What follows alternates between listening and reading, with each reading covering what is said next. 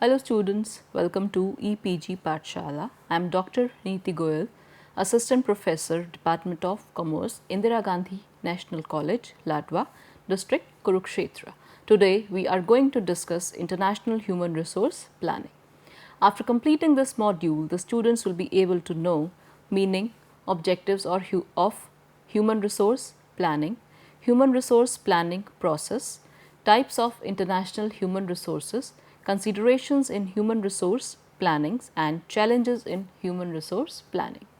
Human resource management pertains to people issues in the organization.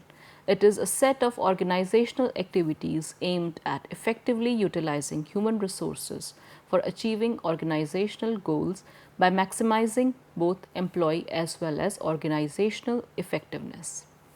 Management of human resources assume special significance in case of an international concern.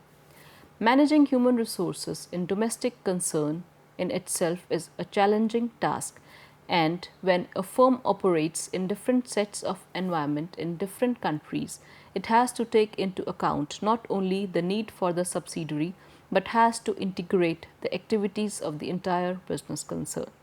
Thus, HRM in an international concern incorporates all activities which are performed in a domestic concern as well as additional complexities of operating in international environment as well as interactions between them.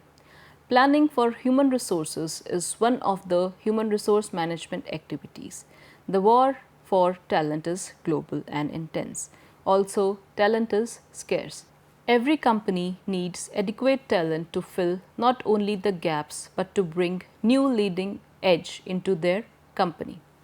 HR needs of international organization can't be fulfilled domestically, so a global perspective of the workforce is required. Thus, adequate planning is required on multiple HR issues such as talent supply, cost, mobility, accessibility to customers, and which business units need the talent.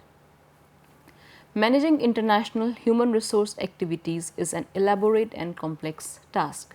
The basic steps involved in international HR activities are human resource planning, recruitment and selection, training and development, performance management, remuneration, repatriation, and employee relations. This chapter pertains to human resource planning in the international context, which has been discussed in detail. Human resource planning, also called as manpower planning. It is a process of planning as to how an organization should move from the current human resource position to its desired position.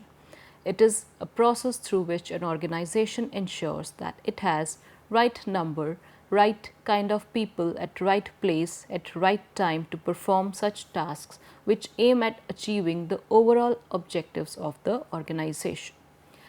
As per Coleman, human resource planning is the process of determining human resource requirements and the means for meeting those requirements in order to carry out the integrated plan of the organization.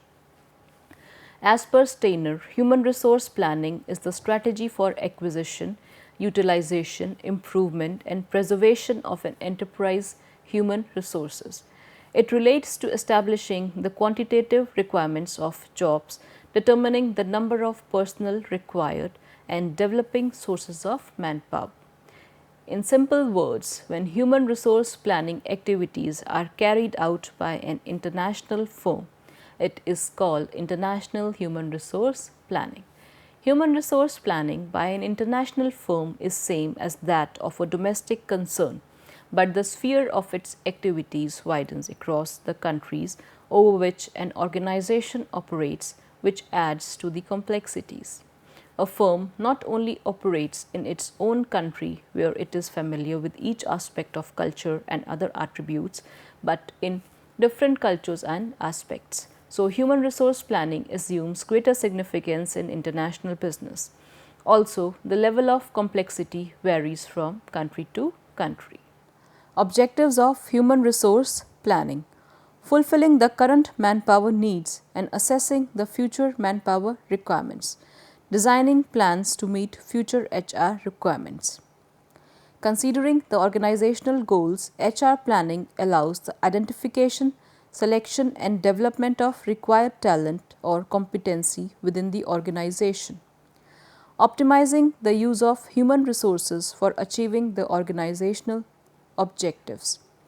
To face the challenges of the dynamic global environment. Define training and development needs for the organization and ensuring overall development of enterprise. To be proactive towards the organization's HR needs so that adequate talent and skills become available at right time as desired, particularly in the growth stage when critical set of skills, competencies and talent is required to meet their strategic objectives. Human resource planning process. HR planning process ensures the right candidate for the right job. A properly conducted HR planning process helps the business in meeting its goals effectively. The various steps in the process of HR planning include determining the objectives, determining organizational objectives. Plans are made to achieve the objectives. HR planning also aims at the achievement of organizational objectives, which may be for the overall organization or may be in various functional areas such as production, marketing, finance, expansion, and sales. Inventory of present human resources. The next step in HR planning is to assess the current human resource availability in the organization in terms of numbers, skills, competencies, age, experience, tenure, performance ratings, designations, etc. This information can be obtained from the human resource information system maintained by the organization. Forecasting demand and supply of human resource. After analyzing the present human resource inventory, the future workforce requirements of the business is analyzed. All the known possibilities of vacancies, retirement, promotion, attrition, retrenchments, transfers, etc. should be taken into consideration while estimating future HR needs. Possibility of filling positions by proper training and development program by upgrading the skills of employees should also be considered. Estimating manpower gaps. After estimating the future requirements and current HR position, the next step is to compare the current supply with the future demand of HR and to find the surplus or deficit of the human resource. When the organization requires human resources in future, it represents deficit, whereas surplus indicates layoffs. Formulating the human resource action plan. After finding the surplus or deficit human resources, further plans of either new recruitment, training, transfer, layoffs, or voluntary retirement schemes and redeployment are designed as the case may be. This may require communicating with employees as may be asked about their preferences with regard to relocation, training needs, recruitment and outsourcing, talent management, training and coaching and revision of policies, etc. The plans made are then implemented. In international firm, the manager must take into account all the regulatory and legal policies of the host country before implementing the plans. Monitoring, control and feedback. After the implementation of the plans, they are regularly monitored to do away with any deficiency. The monitoring of the plans become more important in a subsidiary as it operates in a foreign environment where the human resources are heterogeneous with regard to culture, language, backgrounds, ethics, etc. After the outcomes are compared with the plans and deviations are corrected. Types of international human resources. The broad categories of international employees are parent company nationals, who are the citizens of the country of the headquarters of the MNE and employed by the firm in the country of its headquarters. Host country nationals. They are the citizens of the country where the subsidiary is located. and the third country nationals, which are the citizens of a country other than the parent country or the country of the subsidiary, to work in one of its foreign subsidiaries. Expatriates.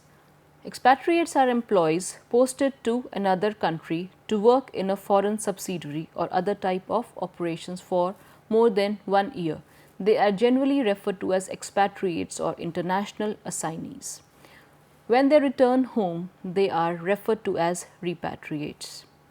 There are various problems in making use of expatriates, such as wrong choice of employees for international assignments, inadequate training and support for employees and their families on international assignments due to certain difficulties, which lead to difficulty in adjusting to the foreign situation. Too frequent failures of international assignments. Local countries' biasness for hiring of local employees, difficulties in managing repatriates. Taking into account the divergent needs of the organization and the difficulties with managing expatriates, firms have developed additional options to man their operations. The various types of international employees which a multinational can plan to employ for meeting its organizational objectives are: local hirees or nationals. Local hirees are those employees who are hired locally, and host country national hired under a polycentric staffing approach. Domestic internationalists are those employees who conduct international business with stakeholders in other countries but do not leave their home country. They correspond with their customers, suppliers, etc. through telephone, email, or fax. International commuters. As the name suggests, such employees keep commuting from home country to host country regularly. They live in home country but work in host country and keep commuting regularly on a daily or weekly basis to another country to work. Frequent business trips are the employees who frequently take business trips which may be for a day, week, or may last for months' time. They travel to a variety of countries or continents to visit many sites or customers. Short-term international assignees. Assignments which last for few weeks up to an year are short-term international assignments. Rather than assigning long-term international assignments, employees are sent on short-term assignments which also do not require or include, as the case may be, the relocation of the family of the employee. International assignees. These are known as expatriates. Employees who are sent on international assignments for more than a year are known as international assignees. It includes full relocation. The international assignments can be categorized as intermediate term assignments, which may last for 12 to 24 months, or long term assignments which may span from 24 to 36 months, that is 2 to 3 years. Localized employees. Those employees who were sent to foreign country on assignment but they settle in that country. This is also referred to as localization. He may settle in that country for personal reasons, that could be because he develops a taste for that country or could have married a local spouse or any such other reason. He may have developed a taste for the culture, etc. Thus, localized employees are those international assignees whose status get converted into permanent local status after the completion of assignment. Permanent cadre or globalist. Permanent cadre employees are those who spend their whole careers in international assignments, moving from one location to another. These are generally the home country nationals who are trained and developed to take the crucial assignments over the subsidiaries, like establishment of subsidiaries, project management, etc. Stealth assignees. International assignees who are sent for international assignments and no record is maintained to such an assignment are called as stealth assignees. Many short-term assignees fall under this category. Immigrants. Immigrants are third country nationals. They may be hired by the parent country to work in foreign subsidiary, or may be hired by parent country and employed to work in parent country. Internships. They are temporary immigrants who are brought as trainees into parent country for 6 months to 2 years. Returnees. The employees who are sent back to their home country to work for the firm there. In simple words, when an employee is employed back to the country of his home, he is said to be a returnee. Boomerangs. Boomerangs are also known as comeback kids. They are those employees who once left the organization to work somewhere else and then again join the same organization back. Such kind of employees have been on rise these days. Second generation expatriates. Those immigrants who have become citizens of that country and are again sent to foreign subsidiary other than their original homeland are called second generation expatriates. It is assumed that since they are experienced as expatriates, they can also better handle it the second time. Just in time expatriates. As the name suggests, these are expatriates who possess certain special knowledge or skills, are hired by the firm when there is acute shortage of such skills, talent or knowledge. They are hired for an ad hoc duration just to fill in the gaps. MNCs do not maintain the employment relationships with these employees as they maintain with regular expatriates. Reward or punishment assignees. Those assignees who are given foreign assignment as a reward are reward assignees, and those whom foreign assignments are given as punishment are punishment assignees. Reward assignees are given desirable foreign assignment to enjoy and are given higher pay scale, whereas punishment assignees are sent to difficult locations or undesirable assignment to sideline them from main activities rather than terminating them because of marginal performance. Outsourced employees. The employees who are hired from outside agencies are known as outsourced employees. The firm may hire some or all of its employees from global employment companies, which provide employees for overseas location. This is a hassle-free method of hiring employees in foreign locations. Virtual expatriates. The employees who manage the work of foreign subsidiary from their home country via technology, that is through teleconferences, email, telephone, video conferences, fax, etc. are called virtual expatriates. Self-initiated foreign workers.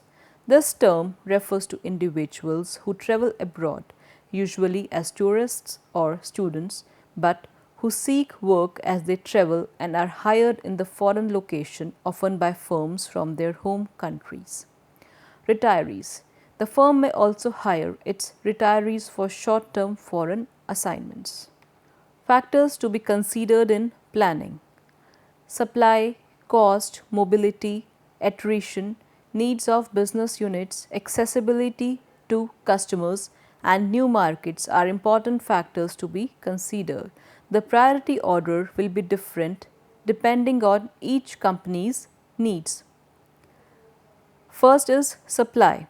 Adequate supply of talent is important. Talent can be sourced from the universities or educational institutes. Also, competitors are another source where employees can be hired from. Cost.